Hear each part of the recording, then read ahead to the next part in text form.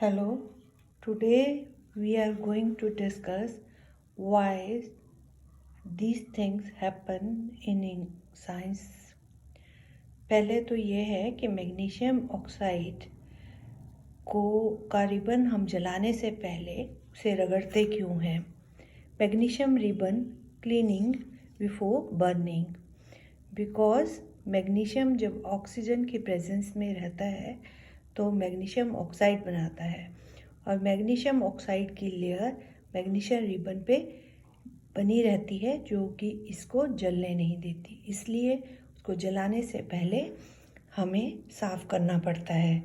इसी तरह रस्टिंग या जंग लगना जो है वो आयरन का ऑक्सीडेशन है.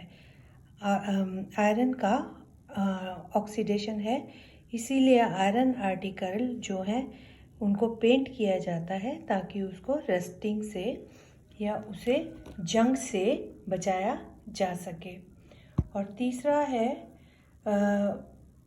अब जब कोई भी पैकेट में हम ऑयल या फैट से बनी हुई चीज़ें जो हैं वो पैक करते हैं तो उस पर पहले नाइट्रोजन गुजारते हैं. क्यों? ताकि उसके आसपास एक अनरिएक्टिव सराउंडिंग बन जाए. क्योंकि फूड आइटम्स जब ऑक्सीजन के साथ अभिक्रिया करते हैं तो बहुत गंदी स्मेल या बुरी स्मेल देते हैं. इसलिए उनके आसपास नाइट्रोजन को गुजारा जाता है.